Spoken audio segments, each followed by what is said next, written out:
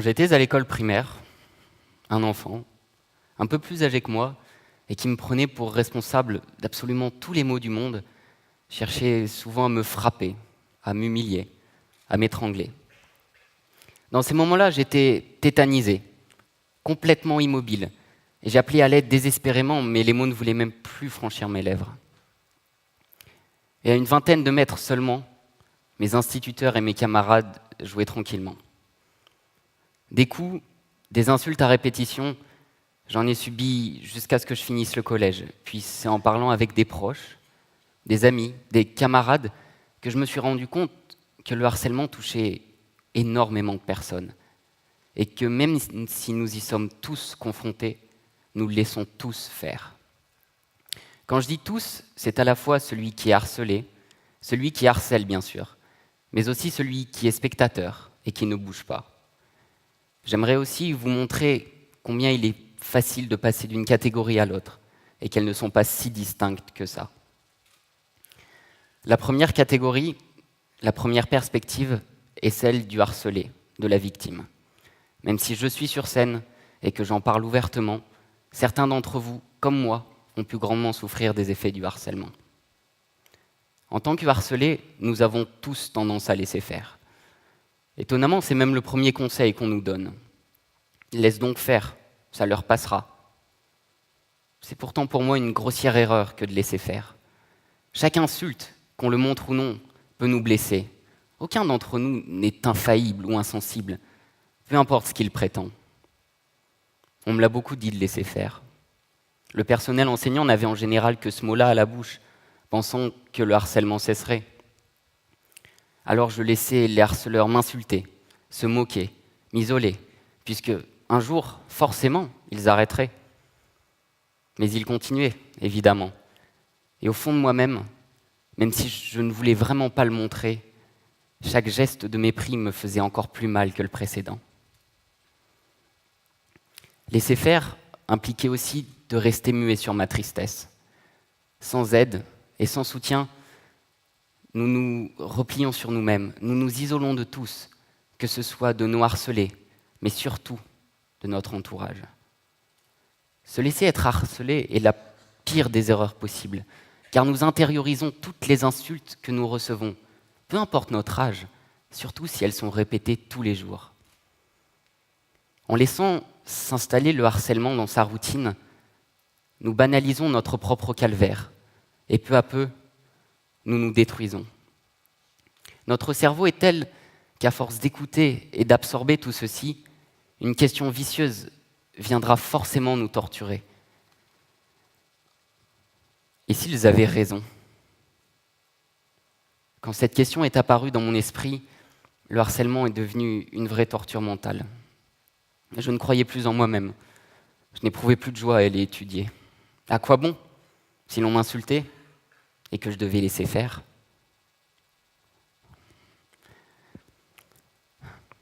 En laissant s'installer le harcèlement dans sa routine, nous banalisons notre propre calvaire. Et ainsi, nous nous détruisons. Lorsque j'ai laissé le harcèlement faire, j'ai entamé ma descente aux enfers. Cette politique du laisser-faire a tellement plus détruit dans ma vie qu'elle a pu aider. Tout premièrement, j'ai haï mes harceleurs. Puis progressivement l'école, ma haine se tournant vers le lieu et le système qui me poussait à laisser faire.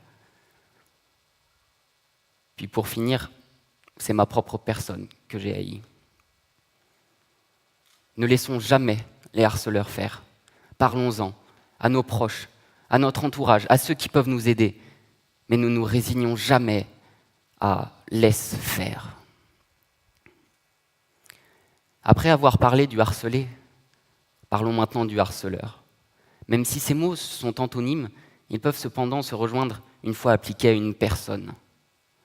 Je ne parlerai pas ici du pur sadisme, car il n'est pas, dans la majorité des cas, la vraie raison du harcèlement. Je vois deux raisons principales qui peuvent nous faire tomber facilement dans le harcèlement.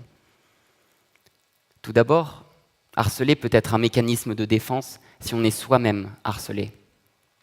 Nous pouvons ainsi blesser quelqu'un afin de nous sentir mieux vis-à-vis de notre propre harcèlement. ou pour nous rassurer vis-à-vis de notre manque de confiance en soi. À partir de ce moment, le harcèlement prend comme une forme de thérapie, où détruire l'autre semble nous reconstruire un peu. Quand j'étais harcelé, j'ai harcelé moi aussi. Et je ne connais personne qui a autant souffert des conséquences de mon propre harcèlement que mon propre frère. J'étais immensément jaloux de lui, de sa popularité, mais surtout du fait que lui n'était pas harcelé. Alors je lui en voulais, et la victime devenait bourreau. Ainsi, on se laisse faire soi-même à reproduire les actes qui nous ont pourtant tant fait mal. Vous voyez, le fossé entre harcelé et harceleur n'est pas si grand. Un harcelé va justifier ses moqueries en se disant que lui a subi bien pire. Qu'on ait conscience ou non du harcèlement que l'on reproduit, nous sommes harceleurs tout de même. Et à chaque réflexion narquoise que nous faisons à quelqu'un, nous pouvons le heurter, indépendamment de ce que nous avons souffert par le passé. Pour moi, je me disais que je ne faisais pas de mal à mon frère. J'avais connu tellement pire. En se laissant faire, on peut devenir un bourreau inconscient, tout en étant pourtant une victime consciente. La seconde raison qui peut nous faire devenir très facilement harceleurs est le harcèlement en groupe. On harcèle en groupe afin de se sentir intégré au groupe. Et l'on se dégage ainsi de toute la responsabilité, puisque la faute revient au groupe. Peu importe qu'on soit en groupe ou non, qu'on ait subi le harcèlement ou non, ou qu'on en ait conscience. Ce collègue, à qui je fais des remarques perpétuelles, peut-être l'a-t-il mal pris. Peut-être en souffre-t-il beaucoup sans le montrer. Peut-être suis-je moi aussi ce que je n'aurais jamais cru être, un harceleur. Le laisser-faire n'est pas uniquement le privilège du harcelé et du harceleur, mais il est hélas trop souvent lié à l'absence de réaction des spectateurs du harcèlement. Le harcèlement ne se déroule généralement pas dans une petite ruelle isolée, alors qu'il fait nuit, mais il a lieu en plein jour, en public, que ce soit à l'école, sur le lieu de travail ou dans les transports en commun. Le harcèlement se déroule alors qu'il y a généralement beaucoup de personnes. Dans mon cas, c'était toute une cour de récréation qui était témoin de ce que je vivais. En sont-ils responsables pour autant ? Ils ne me frappaient pas, ils ne m'humiliaient pas, mais pourtant c'était leur rôle d'agir, tout comme il est le nôtre dans des situations analogues. En étant spectateurs, nous avons la possibilité de mettre un terme à des actions qui peuvent détruire une personne. Pourtant, dans la plupart des cas, nous n'agissons pas. Pourquoi ? La peur. La peur est une des raisons majeures pour ne pas agir. Peur du ou des harceleurs qui va nous pousser à ne pas arrêter ce qui peut se passer devant nous. Or, nous devrions arrêter ce qui se passe, puisque le harcèlement a des conséquences inimaginables au niveau psychique. J'ai moi-même conscience de ce qu'il engendre, et pourtant même moi j'ai pu laisser faire. Toujours pas par sadisme, mais uniquement par peur d'être une nouvelle fois stigmatisé comme à part, celui qui va aider un autre, alors que la foule reste muette et ignore. Dans ce cas, la peur ne vient pas du harceleur, mais tout simplement des autres qui nous entourent. Et puis, si je n'interromps pas cette scène, quelqu'un s'en chargera, non ? C'est possible. Tout comme il se peut que personne n'intervienne. Et alors, nous aussi, qui passons à côté, avons une part de responsabilité dans la descente aux enfers du harcelé.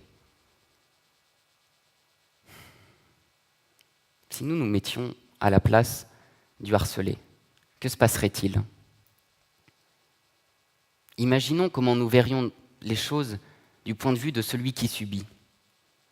Je suis certain que vous avez déjà tous, une fois, ressenti la sensation d'être harcelé. Alors ne laissez pas un autre le subir. Cet autre, ce pourrait être vous. Ce pourrait être vos enfants, vos frères, vos sœurs, vos amis. Cet autre, c'est un être humain que pourtant vous laissez se détruire peu à peu devant vos yeux. Alors, Et si nous arrêtions de laisser faire le harcèlement? Je vous remercie.